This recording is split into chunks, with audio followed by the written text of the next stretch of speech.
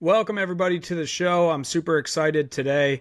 I have Brian DeMint on the podcast. Brian seems to be a pretty humble guy, so I'm going to talk him up real quick for a few seconds. If you guys don't know what he's done, Brian, you've published two books, right? Parallel and Bitcoin Evangelism. Correct. Yes. Okay, awesome. And he is the frontman for the Orange Pill app. Head of public relations, head of marketing. He's kind of wearing all hats over there, no pun intended. So, Brian, how are you feeling today? It's been a I guess personally and with all the market stuff going on. Yeah, it's funny. So I'm in the office for one of my wellness locations. So anytime you see if I'm doing a podcast or something, I got this wood back wall. It's at my one of my wellness locations called Salt and Light. And I was talking to my business partner here, and he's closing on a house this week, and he had to, in order to handle some of the closing costs, he had to unexpectedly sell a little bit of Bitcoin today. And he was in my office kind of lamenting that. He's a guy that him and his wife have been saving Bitcoin probably for the last, 5 or 6 years, and they've been doing a really good job with it. And so they should be really proud of their stack. And he seemed sad about it, and I certainly understand at a point where, what do? Do you lose all that money because, at the end of your house? Of course, no. He has a 1-year-old son, and all this kind of stuff. So it's like, no, you need to make sure your house is in order. It's just I understand that feeling, and so that's been a lot of the conversations that I'm having with people and not necessarily that they're having to sell the bottom, but that people are just nervous about times.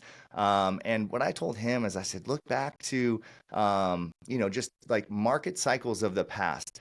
These things come and go. This is never lasts forever. You have to see it for what it is. He's a Bible believing Christian guy, and I told him, I said, God provided that for you to be able to get into a house. Like, be so grateful that you have that, and some more too, because on the backside of this, things are gonna look great. So I certainly understand being tense about having to liquidate a little bit of it. I even told him, I said, go watch The Big Short, man. That movie's an awesome analogy for what we're doing right now. Because these guys were right. Anybody that's watched The Big Short, where these guys were shorting the housing bubble, they were totally right. They were betting that the housing market was going to crash, and they were right, but they were just early. They were way too early to it. And so by the time credit default swaps were actually a lucrative contract that the banks were wanting to buy, it was a year or 2 years later than these guys expected. And so there was lots of fees associated with holding credit default swaps and holding that short against the market. It was very expensive. So while they made tens of millions, or in some cases billions of dollars from that bet, they bled a lot along the way, and that's just part of the cycle. We think that we're going to get to the promised land without walking over broken glass, but man, the only promised land that's worth getting to is the one that has broken glass along the path, and that's the one that nobody wants to travel to because it's so hard to get there. But once you get there, man, it's paradise. It's Eden. I love that, man. And you brought up the Bible believing Christian aspect of it, which is super intriguing to me too, because in a lot of ways, I feel like Bitcoin brought me back to that way of life. So I want to talk about that kind of later on the podcast. But I'm going to put you on the spot here. So I'm doing a new segment. It's called Explain Your Tweet. And so you tweeted this morning, I think it was, let Trump cook. Explain that for me. I'm around young people. My employees are, people in their young 20s, or I like to, I teach jiu-jitsu. So some of my students are young, guys that are 25 and under. Some of them are, teenagers. And I just hear these kids saying, let them cook. I'm like, what are you guys talking about right now? Yep. And it's when you just let me cook right now, right? So I went and you asked me, how are things going in the market? And I just freaking go off on some beaten path. And I just talk about The Big Short and my business partner who's selling Bitcoin at the lows and all that kind of stuff. Yeah, let Brian cook. Let Brian cook. You're letting me cook. And I just thought it was funny because I'm like, you know what? To me, that's like a perfect tweet, because anybody that hates Trump and doesn't know what that means, it's going to sound like I'm like, let Trump burn, you Yeah. know? Yep. But anybody that's familiar with this young person lingo is going to be very aware that let them cook is just like, man, give it room to breathe. Like this stuff is Yep. happening quickly, and there's only one way to approach it, and that's that you have to let the thing gestate a little bit, because if it doesn't, if you're just looking for immediate short-term consequences, and I don't know if you're going to any other tweets of mine, but I tweeted about it on a similar topic recently. Yep. Yeah, I think that that's probably the best perspective to take, is just let guys cook right now, because we're used to not letting politicians cook. We're used to sound bites and just whatever feels good in the moment. And so Let's let let them Trump cook. cook, or we let them cook too long without paying attention, and that's why we're in this That, situation. that would be But no, I the agree with you. I'm just being annoying, but I agree. I agree with you. Let them cook. I've been in the same camp of none of this is going to get resolved overnight. We don't know what their intentions are. Right? Are they just using this to get people to the bargaining table? Are they actually going to implement some of it? I think it's just a bigger symptom of the microwave kind of mentality that we live in right now. So I'm in the same camp. Definitely let them cook. So you wrote the book Parallel. You released that around this time last year, right? Yep, yes, sir. Okay. Awesome. So good news, bad news. Good news is I have the book right here. Bad news is Amazon got jammed up and I didn't get it till last night. So I didn't get to dive into it. Why we'll talk about Bitcoin evangelism too, because I'm curious, as to the reasoning behind that. But what was the goal with Parallel? What was the point you were trying to make? And I guess why were you trying to make it?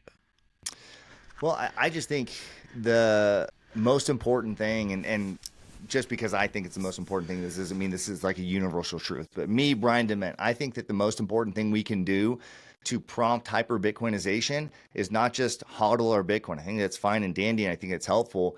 I think the most important thing we can do is try to build the parallel economy. So much of what so much of the way our freedoms are limited is because we don't have the option to say no. We're economically tied to things like income tax. We're economically tied to doing things. We have to pay car registration, and we have to do all these things that we may or may not agree with, but we just have to do them. And I'm picking kind of like mostly benign things that most Yep. people are like, yeah, that's fine. That's kind of the way we do things. But we when you sit back and analyze, it's like, why do I pay a property tax on my house? Because even if I pay off my mortgage, I'm essentially paying rent to the government for the rest of my life. And if I pass that on to my kids are just paying rent to the government for the rest of our lives. Like those things, like you said, we've let things cook on the opposite end of the spectrum, like policies about taxation. We've let those things cook because we weren't paying attention to them. And so I think the way that we battle back from that is not to just coexist, or just not to coexist is fine, not to just exist in that existing system and just play by the rules and continue to do it. I also don't think that like going around and just breaking laws is going to be an effective way to do it either, because you're going to break laws, you're going to go to jail, you're going to get Yep. fined, all these things. So what's the better way to do it? It's like our Buckminster Fuller said. He's like, don't just fight the existing order of things, build a better system. When you build a better system, people will move over towards it. And so, yeah, if we want a brighter future, I don't think it's like, hey, let's talk the US government into buying more Bitcoin. I think that's a good thing. And I think that would be great if they did that. But I don't think that's the path towards freedom. I don't think that's the way that you like liberate society, is by the US selling Bitcoin bonds. I think that's going to be great for the buying power, and it's going to be great for bringing attention to Bitcoin. But the way that we give ourselves alternatives is by having other options and ways to say no to the existing system. So, for example, if I want to buy healthy food for my family, well, right now I have the option to do that in fiat or Bitcoin. There may be a day when push comes to shove where I'm unable to use fiat to buy healthy food for my family. And so I either can just be a slave to fiat and do whatever the fiat system tells me to do, or I can say no by using Bitcoin and opting into a better system. I only have the power to say no if a parallel system exists. And so I'm trying to advocate for the building of that parallel system. And here's the thing is everybody can do it on some scale. You don't have to be able to build an app.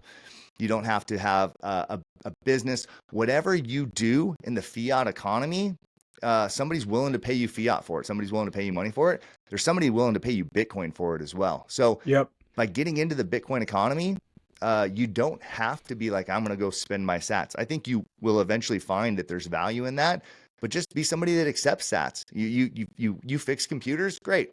Accept sats. You cut hair, great. Accept sats. You work on cars, that's great. You work your 9 to 5 at the garage, and then you do some extra work for sats on the side. You can participate in the Bitcoin economy, and every time there's one more place to spend Bitcoin, that is the network effect of the Bitcoin parallel economy. And we understand as Bitcoiners how network effects work, right? It's an Yep. exponential value by everybody that comes online.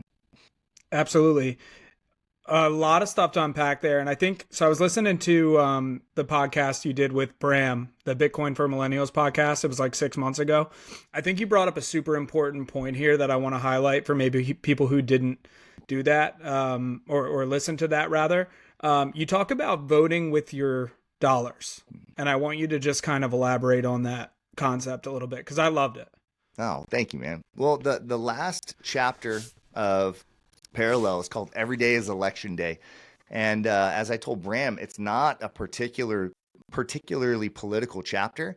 I do think that we should be involved in politics on some level. I think that your vote matters. That's all great. But economic votes are just far more important than political votes because one, political votes only come around once a year, once every 4 years. And political votes are a zero-sum game. So in an election cycle, you might have one politician that gets 51% of the vote, the other guy gets 49% of the vote. The guy who got 51% of the vote, the next day he gets 100% of the power. The 49% that voted against him, they don't retain any power. They don't get any share in it. Like, sure, they can vote for congressmen and things like that. There's checks and balances. But in terms of that executive office of president, the 49 million people that voted against him, or the 49% of people that vote against him, their vote is completely moot the next day.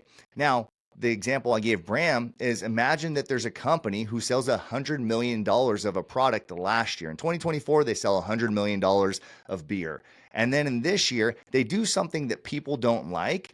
And so those people, in order to cast their economic vote, they boycott that company. They stop drinking that beer. They switch to another company, or they switch to stop drinking beer altogether, or whatever it happens to be.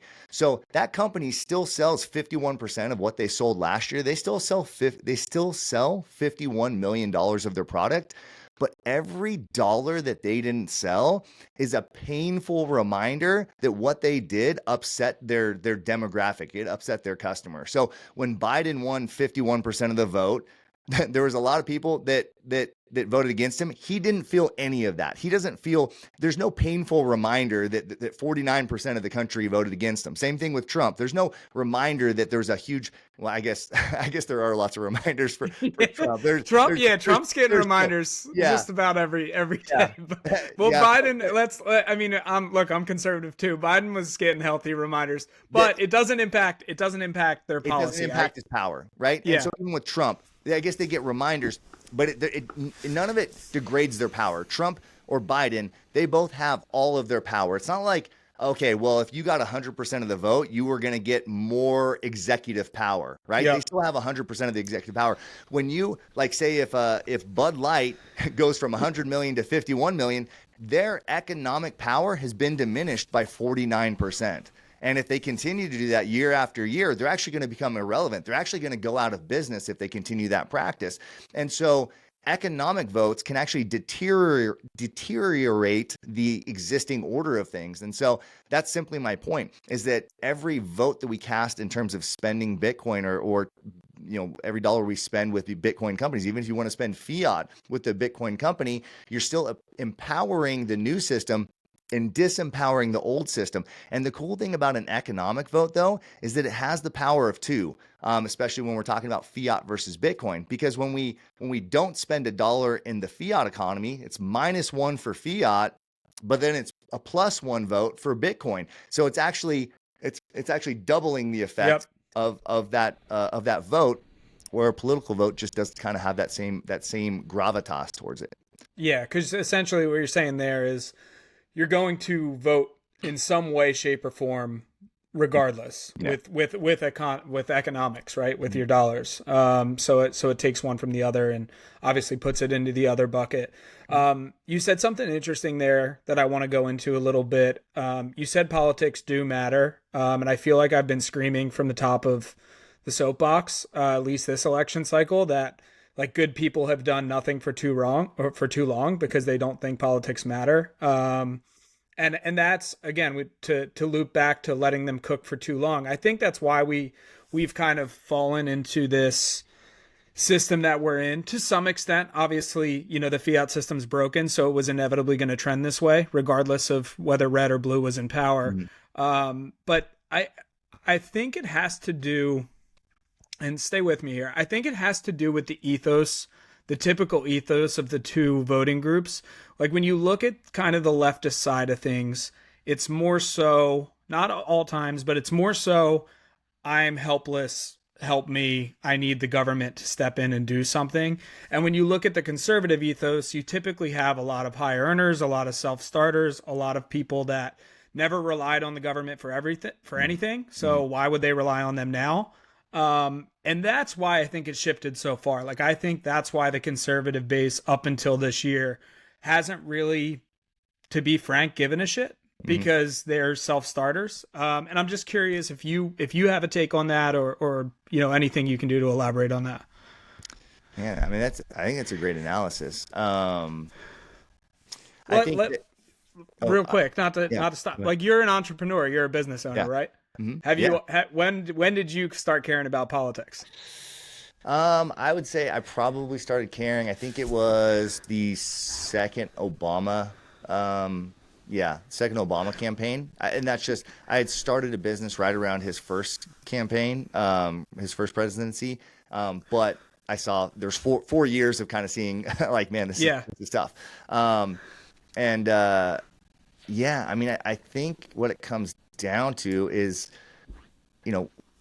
there's the squeaky wheel gets the grease type of thing. I mean, because if the more liberal minded people are I can't do it, I need the government to do it, or that's just the intrinsic purpose of the government is to help people, that mindset's a pretty powerful one, because you're basically making like a moral claim that if the government doesn't do it, you're doing some sort of existential evil by not stepping in on climate change, on poverty, on immigration, and allowing people in. Like, it's a powerful thing. And as conservatives, we inherently, like you said, we're self-starters, so that we kind of mind our own. But then we're just trying to conserve what we have right now. And so as the Overton window moved more liberal, conservatives weren't trying to make progress back to the old way. We weren't like, hey, we need to conserve 1950s values. Let's just keep it at 2009. Let's just keep it at 2016. We were always like, let's just keep it where it's at right now. Let's not get worse. And I think what happened was conservatives, it's not that they didn't care. They were just like, guys, let's be reasonable. Okay, like we're not discriminating against gay people. We're not being mean to people for like having a different skin color. Okay, that seems like a reasonable place for society to be. Like, let's keep it right here. But now the other side is like, no. Like our whole plan is to kind of keep moving. We need more. And so when you're just trying to, like, imagine a game of tug of war where Trey he just needs to stay in place, and I just need us to move. Like, I just need us to move in some direction. Like, it's a lot easier for me to accomplish my goal than you just to be like a rock and stay there forever. And that's essentially what happened. What eventually happened, though, was conservatives said, we moved so far, so fast. We were okay with moving a little bit because we were apathetic, but at a certain point, we're like, wow, this is a slippery slope. And it was almost a trope. Like, when conservatives would say slippery slope, liberals would make fun of us. Oh, I bet you guys are just going to say this is a slippery slope. And we were starting to recognize, like, no. This thing's moving really, really fast. We need to snap back the other direction. And here's the thing. Historically, that always happens. That it's called the diastole and the systole. I don't know, whatever the in and out beating of the heart is. It's like the beating of the heart of society. Society goes more liberal, then it goes more conservative. The problem is, and we even had this as one of the things I wrote on in Parallel, And I'm not certainly not the first person to write on this, but when you have Weimar Germany, which is extremely liberal, you had the first transgender surgeries, you had money printing up the wazoo, you had all sorts of like just degrading and disgusting art in society. I wrote about, and there's a section on even talking about how art mimics the monetary policy. And so you had art exhibits where it was just like women's tampons. And this is like 1920s and 1930s, in like early 1900s Weimar Germany. Like It's late stage fiat. it's late stage fiat, and it mimics that. But then you have the Nazis come along, and the Nazi, I mean, you certainly don't want to condone anything that they said or did, but a lot of like the book burnings and stuff where they were burning some of this very liberal ideology, right? They were burning like communist books and things like that. So some of the books are not ones that I would have burned, but they're books that I wouldn't have liked, right? So Nazism, that's why Nazism gets tied into conservative, like being right wing, because it was kind of a snap back from that liberal ideology.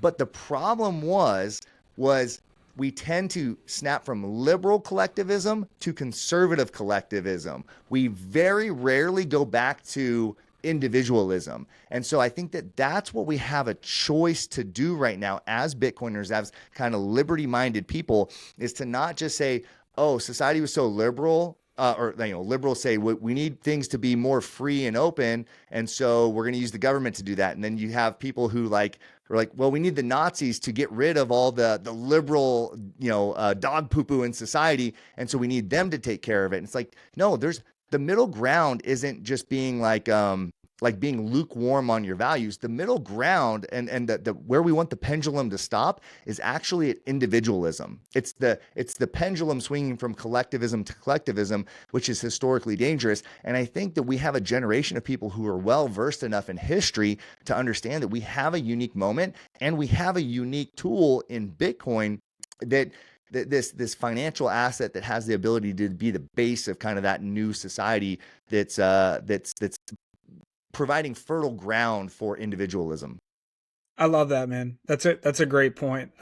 Because so I was listening to Larry Lepard the other day, and he was on Natalie Brunell's podcast, another great one in the space. Obviously, anybody listen, go check that one out. Coin Stories.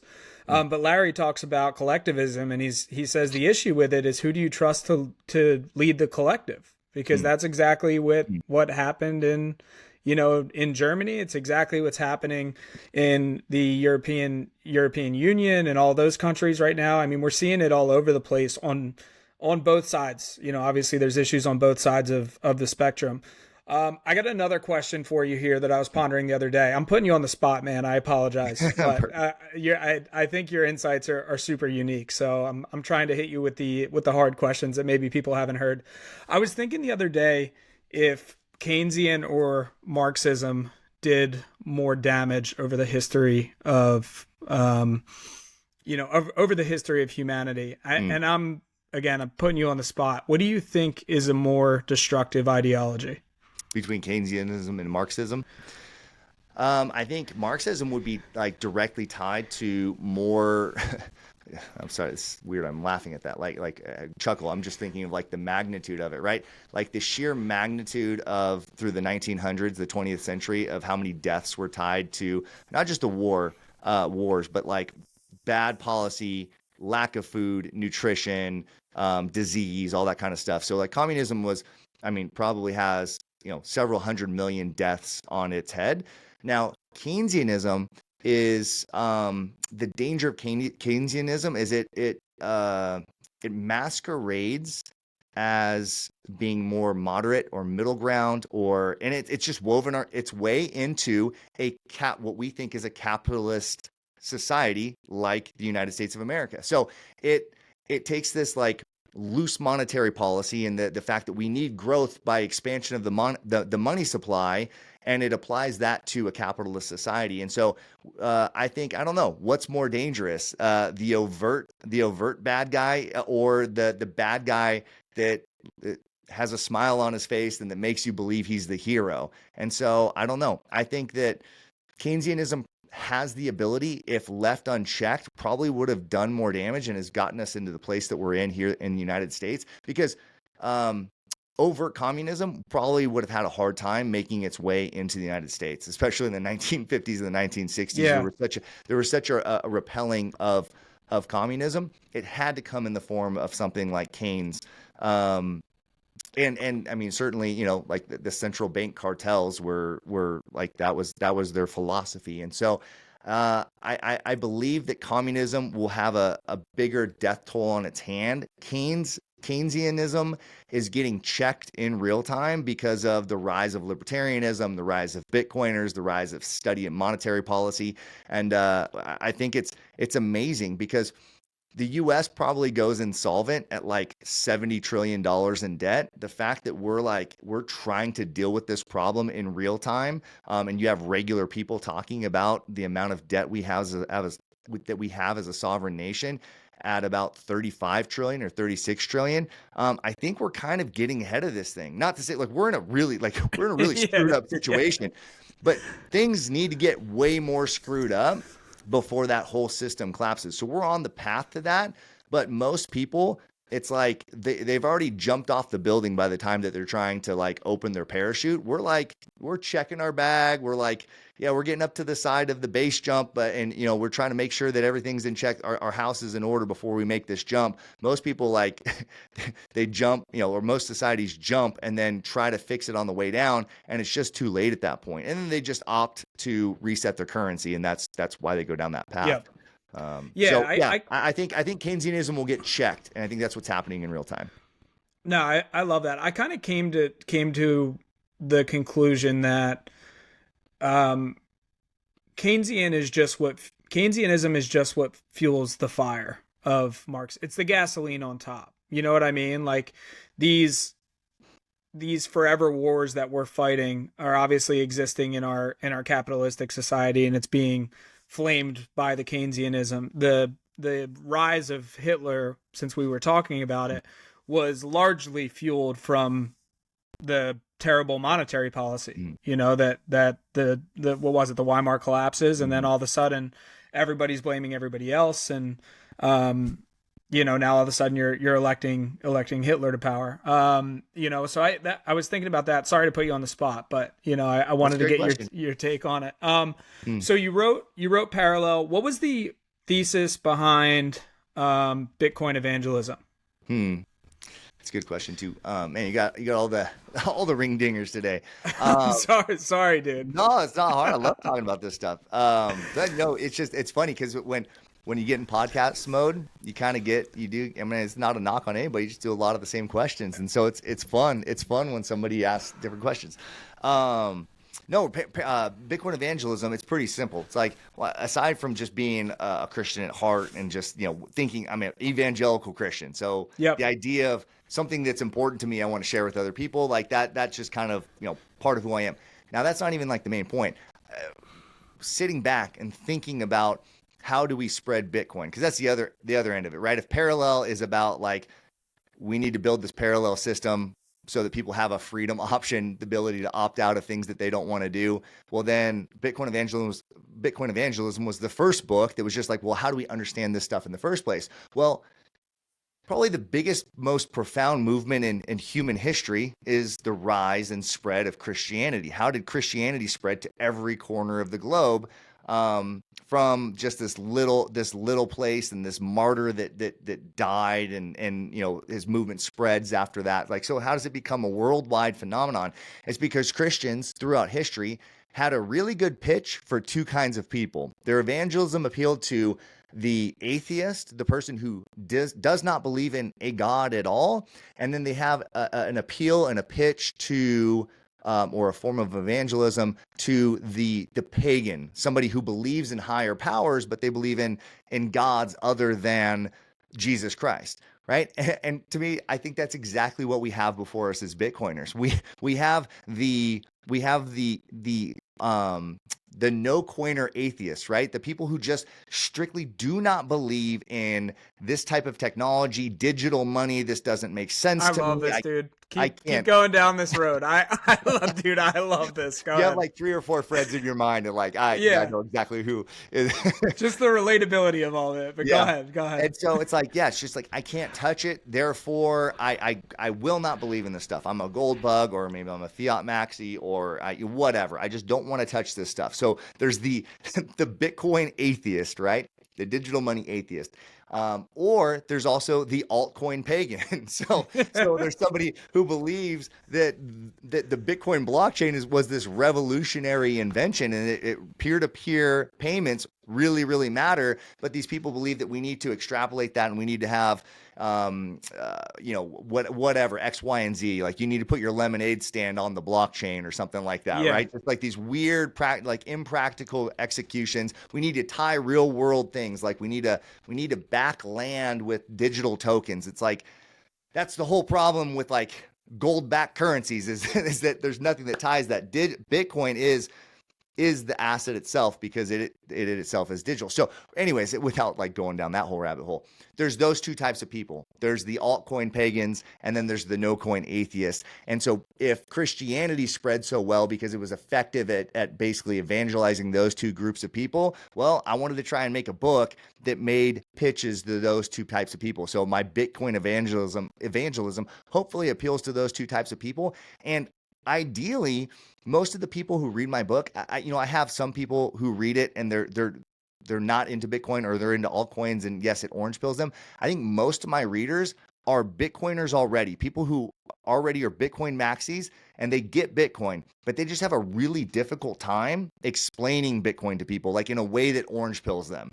Yep. And so that's kind of the whole thing. It's like a very, I wrote it at like a 5th grade level. You can tell I don't talk in like a super sophisticated way.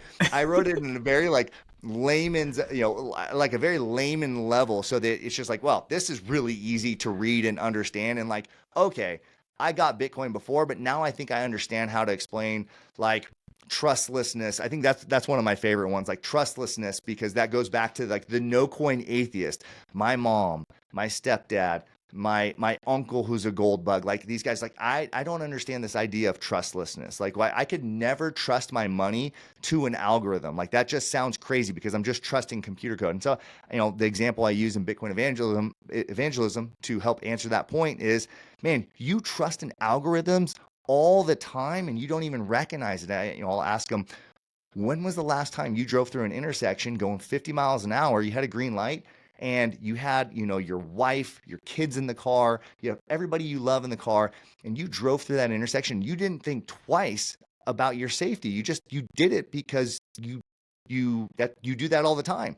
Well, Yep. guess what? You were trusting far more than your money to an algorithm. That intersection operates on a very simple algorithm that if north and southbound traffic have a green light, east and westbound are going to get a red light, and therefore it works. You use it because it works. You don't even need to trust in it, because it's like trusting in physics, right? Like, yes, I guess you trust in physics, but if 1 + 1 = 2, then I just know I can repeat that over and over and over. And so when you break things down like that, that seems to be sometimes the most effective and easy way to use real world examples to help kind of bring people into this very digital and abstract world. I love that, dude. No, I completely agree. And that's a good, I'm glad you brought that up, because I feel like a lot of people that listen to this are kind of struggling with that same thing. Like, I get it. I just want to be able to teach it, right? I just want to be able to, have the people, right? You come into this thing and you're like, whoa, I just figured it out. Like, I need everybody else that I love and care about to opt out because the system's going to hell, And so that just those analogies I think are super, super helpful. So thank you for sharing that. Moving forward, I want to talk about the intersection of Bitcoin and Christianity. I think it's super fascinating. Real quick, like my whole story in 30 seconds is like, I was very much a systems messed up, like tax the left liberal 5 years ago.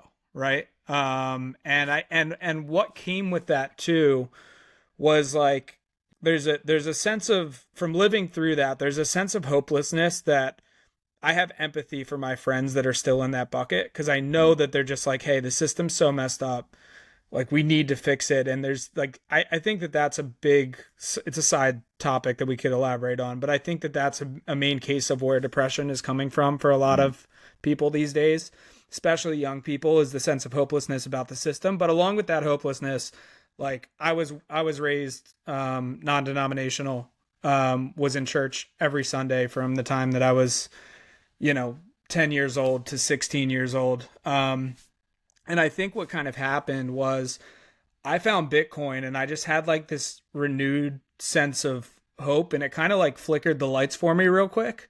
And not only did it give me hope in this, but it also like in a way brought me back to the traditional, like I would say Christian ethos of like, hey, like prodigal son returns, right? Like that's what I felt like going back to it.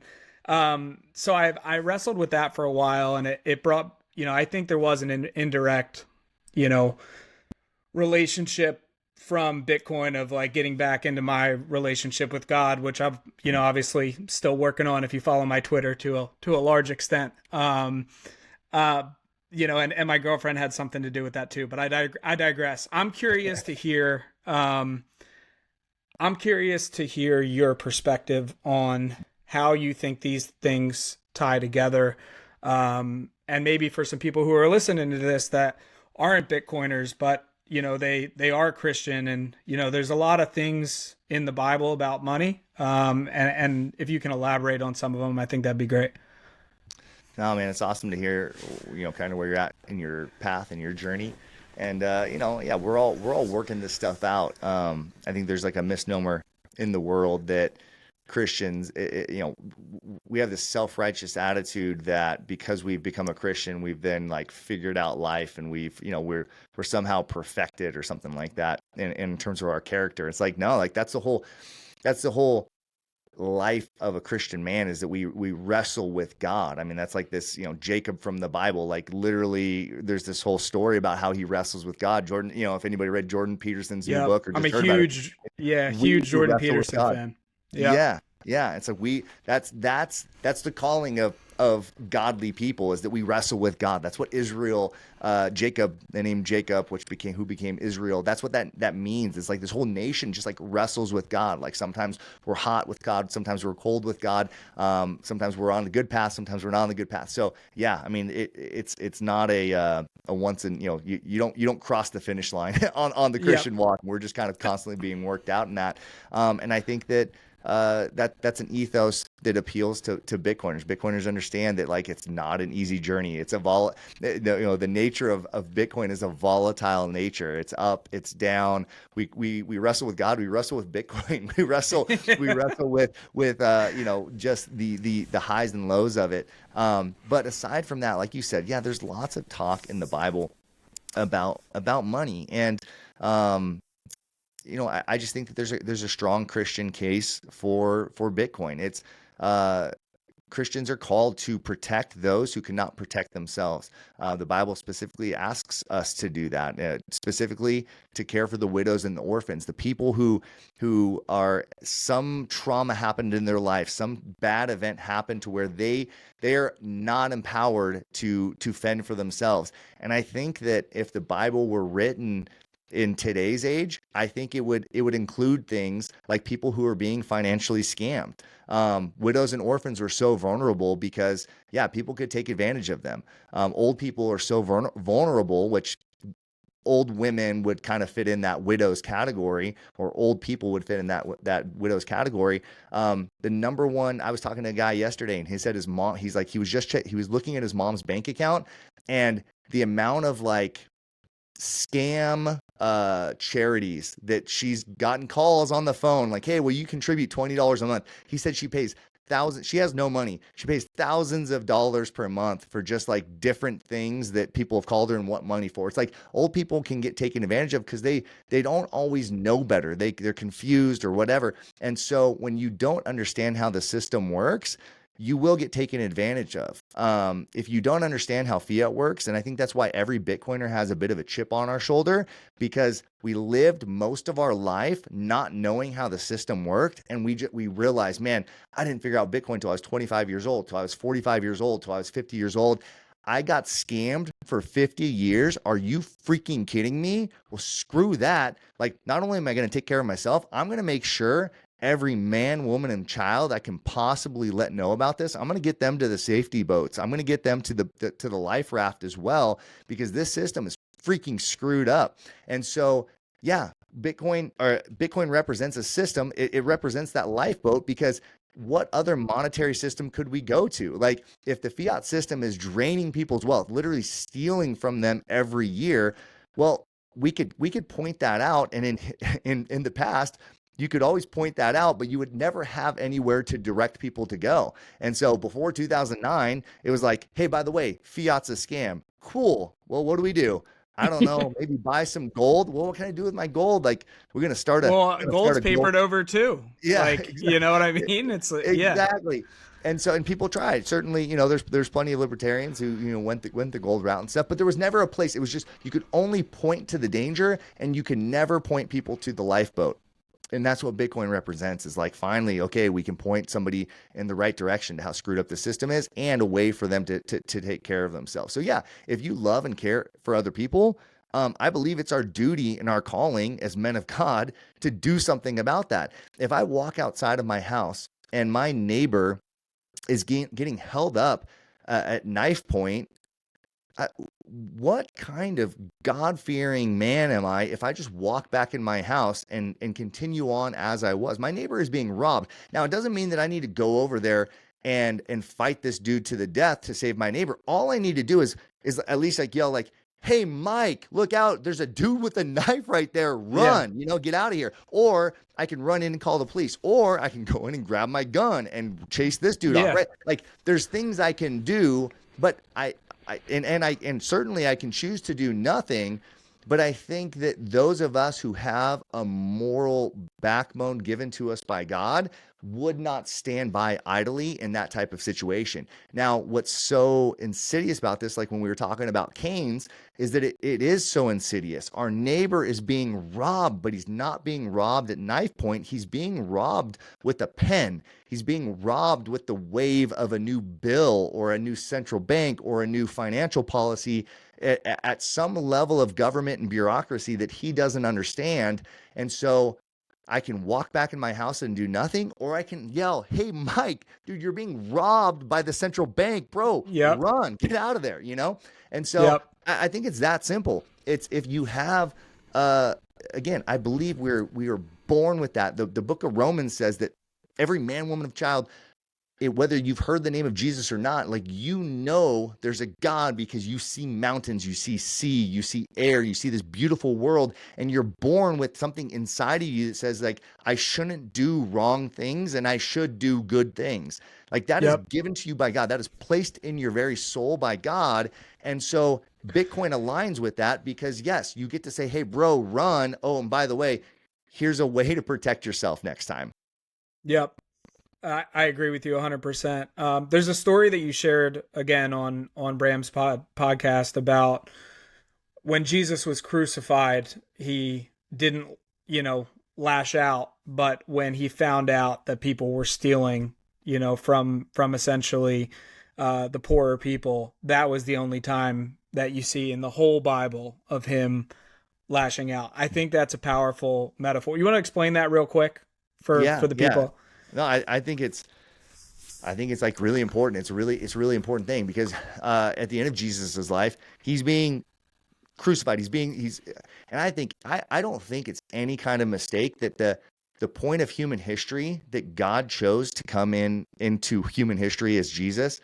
I don't think it's a mistake that he chose that time of history when the most brutal form of government execution was like the norm, right? Certainly he could have been like tortured by like CIA ops or some like Yeah, secret yeah. service or whatever, like in private. But in terms of like public executions, there wasn't a time in human history where there was like a systematic execution more excruciating than crucifixion. And that's the Yep. time of history that God came in to be unjustifiably put in that position. And so imagine being Jesus and like you're being literally I don't know if you've ever had this where like somebody wants to kill you or you just have somebody that just hates you. Yep. Yeah, that sucks. Like that feeling sucks. Well, Jesus is literally like, there's people who are just despicable human beings that are spitting on him. I mean, just like worthless pieces of crap that are there just mocking him. And he's thinking like, I'm going to do this no matter what. And it was the most unjust thing that could possibly be happening is that a perfect person like Jesus could be getting the worst form of execution known to humankind. He did not deem that to be just cause for him to just pull out his wrath and wipe all those people out of existence. Like he literally could have snapped his fingers and Yep. pulled them out of existence. The thing that really pissed Jesus off, though, was earlier in his ministry when he goes into the temple and there's money changers there taking advantage of people, one through bad exchange rates, and then one by turning the house of God into this financial scam. And he did not stand for that. It says that he fashioned a whip.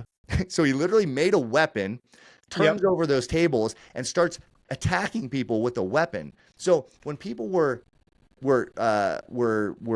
oppressing his followers, probably mocking his mother, spitting on him, cutting him with blades and whips and stabbing him with spears and nailing his extremities to a cross.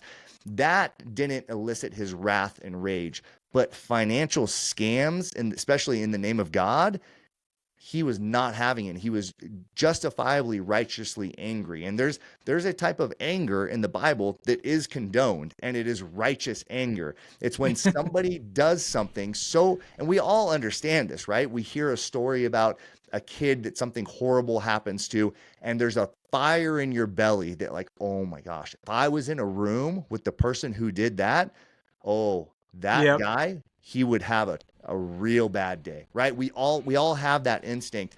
The thing that put that fire in Jesus's belly that stood out, that was a big enough deal for it to be written in one of the most read history books in human history, was a financial scam of people getting taken advantage of. And a lot of people will just write that off. They're like, well, that's just that, people. There's financial scams all the time. The financial scams that were right in front of Jesus, he did not deem that those should be tolerated. And likewise, I don't think when we see people being scammed without their knowledge that we should tolerate it. I think we should violently insert in terms of, when I say violently, I don't think we should like grab a gun and go Yeah. go shoot up the Federal Reserve, but like it should elicit an immune response to that thing so that we, as the people who are trying to fix this thing, we take action. And so I think the best way to do that is just, again, going back to the R. Buckminster Fuller thing, build a better system. You want to give Yep. a big old middle finger to the existing status quo, build something better that disempowers what they have. And I think that's what we have before us right now. We're building something that they can't stop, that they tried to stop, that they're even trying to adopt it now, but we're reaching escape velocity. They can oppress the price of Bitcoin, sure, but they can't oppress my ability to send you sats right now. Yep. They can't oppress our ability to transact with one another. That part has reached escape velocity now, and Bitcoin's winning.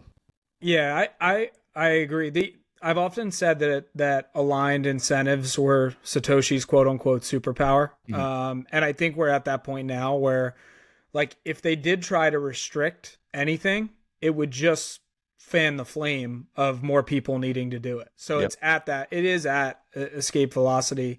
And I think you tied everything together very well as far as that goes. So I want to get.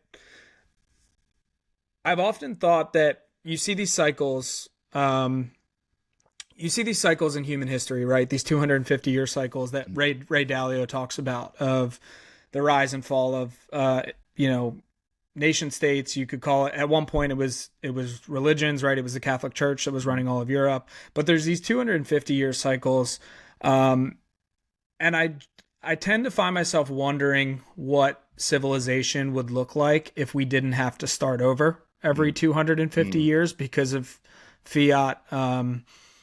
Because of fiat, we can keep it there. Um, what does your kind of vision for the future look like with Bitcoin? Like, where do you see this in 30, 40, 50 years? Because that's what I'm truly excited about, is not having to start from scratch, because Bitcoin came along before, the full currency debasement wrecked the system and wrecked civilization. Man, that's a great question. Yeah, it's a shame, time right? time frames less important. 30, 40. I don't care about Yeah. the time. It's more of a generic view for the future. Hmm.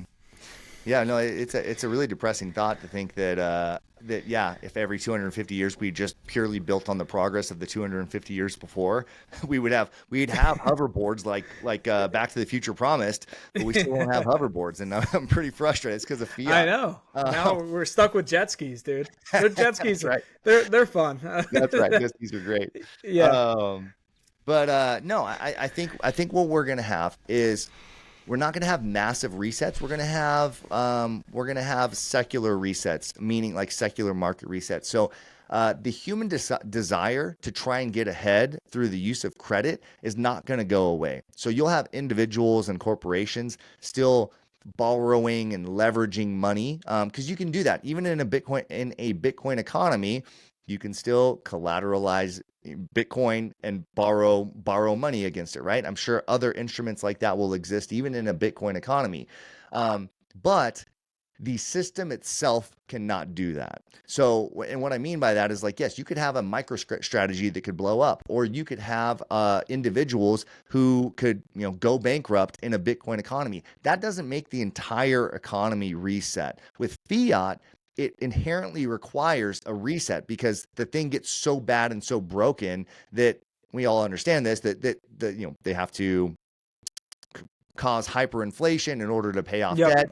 Then it gets so unreasonable that everybody just says we just need to we need to reset this and start from zero. So the whole system itself blows up, Well, and that's what stops yeah, that not progress. not to cut you off there. I just don't want to forget it. But this happened with Silicon Valley Bank. I mean, Bill Ackman was on Twitter saying that if SVB failed, one banking institution, if SVB failed, it would cause a chain reaction that could crash the global economy. Yeah, Like that's that's crazy. what we're talking about here, to elaborate on Brian's point, is like, how can one singular bank hold so much weight? And was he right? I don't know. Maybe, probably, with how leveraged, with what sort of bank run would that have caused globally? You know what I mean? But you can continue. I just wanted to highlight that point. No, and it's a great point because when those seismic blowups happen, or those systematic blowups happen, it's think about it like this: there's trillions of dollars in the world today. In the future, there will be a day when there are no U.S. dollars in the world, right? like I don't know Yep. if that's 1,000 years from now, 500 years. There's going to be a day where, so like if you go back to 1913 or 1909 Germany, there was a couple hundred billion Reichmarks in the German economy in the world. Fast forward 30 years, there are no Reichmarks in the world. That system completely blows up. Now, in a Bitcoin economy, and that's because it's fiat. So Yep. it comes into existence because somebody just said it could come into existence, and it goes out of existence because it's like a magic fairy. People stop believing in it. The magic Yep. fairy's dead. Bitcoin is different because if companies fail in a Bitcoin system, if everybody if things get really bad and macroeconomics get really bad, how many Bitcoin are there 100 years from now? There's still 21 million, right? There's Yep. still 21 million 500 years from now, 1,000 years from now. There's always 21 million Bitcoin. The amount of the money in the society does not change. Now, the amount of wealth being stored in that economic pool can go up or can go down, but Yep. the thing itself will always exist. And that's one of the characteristics of gold is that we give a lot of credit to gold because through all the fiat currencies of history that have risen and fallen, gold has remained. So that's one of the reasons why the world places value on gold.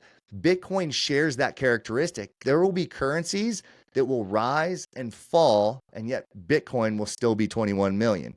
And there will be massive economies that rise and fall, and yet Bitcoin will still be 21 million. So that's it sounds dumb. It sounds like I'm just repeating some kind of trope.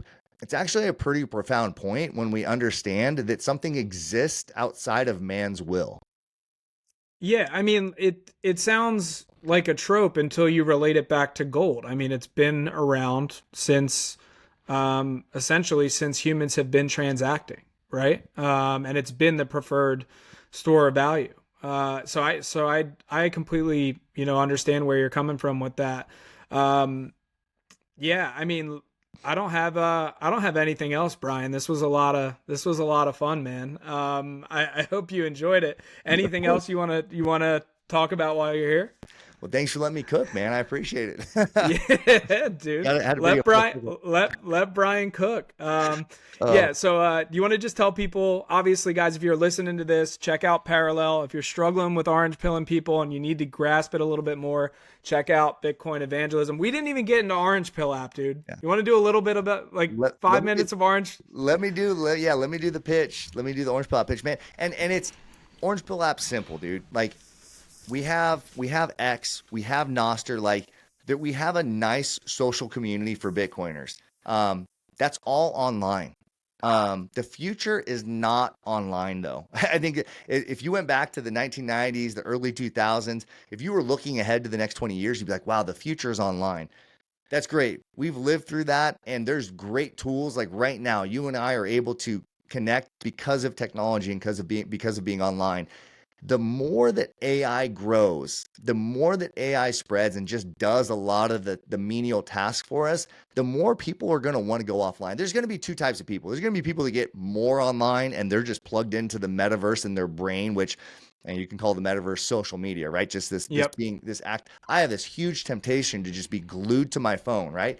And I have to fight against it. I want to move away from that. So at Orange Pill app, we're building out the other side of that equation. The future of Bitcoin has to have an online presence, but it has to have an in real life presence too. And if you don't know any Bitcoiners where you live, honestly, man, like you're missing out. Like there's Bitcoiners out there, and as much fun as it is to talk with people online, it's even better when you're just sitting across from each other, sharing a beer or coffee or just stories, or you Yep. become good enough friends that they come over to your house and you guys are sitting around the fire pit out back or something like that.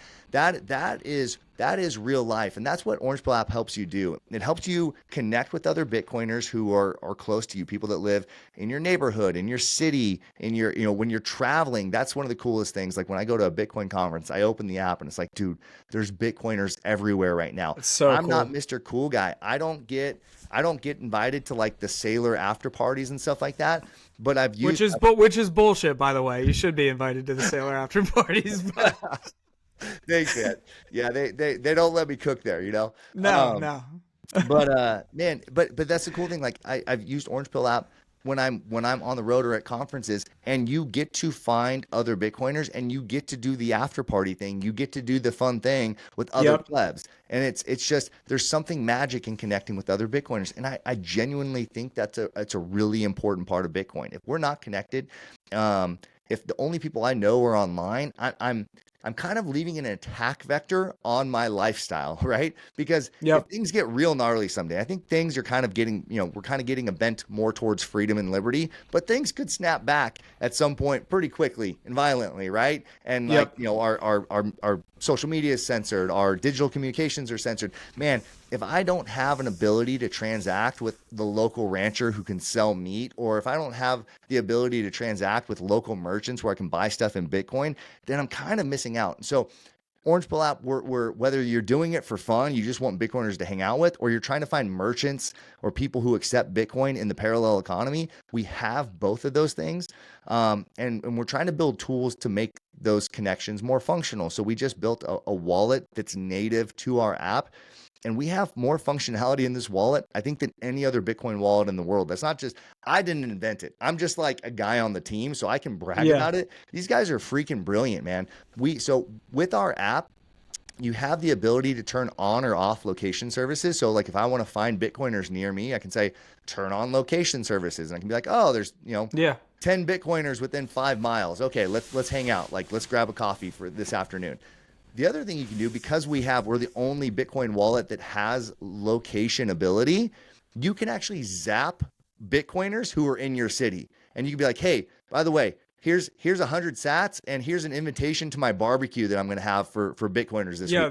That is rad. I logged in the other day and I had like 2,500 sats. I was just like, for real, 2,500? Yeah. I don't know I know you guys were like zapping locations and stuff. Yeah. And like I'm in Philadelphia, so like maybe Philly's a big city. Maybe there's not a lot of Bitcoiners, so they split the pie amongst the 9 of us that are here. That's awesome. But yeah, no, I love it, man. I think there is something to be said about connecting with people in real life. And I've noticed this since I got back on Twitter in December, is like there is a attachment to it, right? It's there's a dopamine hit when you use it, when you get the likes, but like when you log off, there is that little, I don't know if you want to call it like emptiness, but like there's that, it's not as real, right? There's this shallowness to it, I guess is a better term. And being able to connect with people in person is just so cool. So I'm glad we got to cover that, because I had a few people on Twitter that told me to ask about it, and if I didn't, I would have been hearing it. So Thanks, Trey. no, this was awesome, man. Tell people where to find you. Yeah, I mean, hit me up on Orange Pill app. I'm always on Orange Pill app. If you want to zap me on Orange Pill app, I'll zap you back, man. It's just fun. It's just fun. Yeah. It's like internet nerds. I'm sure they did this kind of stuff with like email or writing programs and stuff. Like we just use it for just kicks and giggles. But on Twitter, at Brian Dement.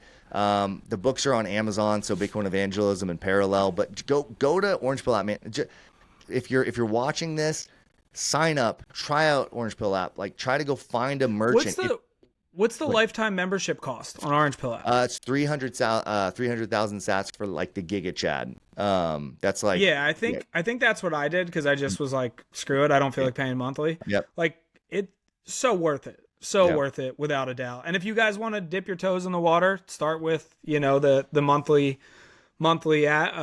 fee, or whatever annual fee. I'm sure there's a discount for that too. But I just went full.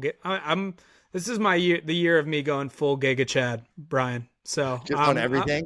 On everything, podcast, Orange Pill app. Let's. I've been sitting on the sidelines for too long, man. So I'm happy to be involved. I mean, that's what it's gonna take. I mean, if everybody went full Giga Chad like you, Trey, then we would have hyper Bitcoinization in like 3 months. That's the nicest thing anybody's ever said to me, dude. Thanks a lot. We're gonna end it there, guys. Appreciate you all for tuning in, and go check out Brian on Twitter, on Orange Pill app. See you guys soon.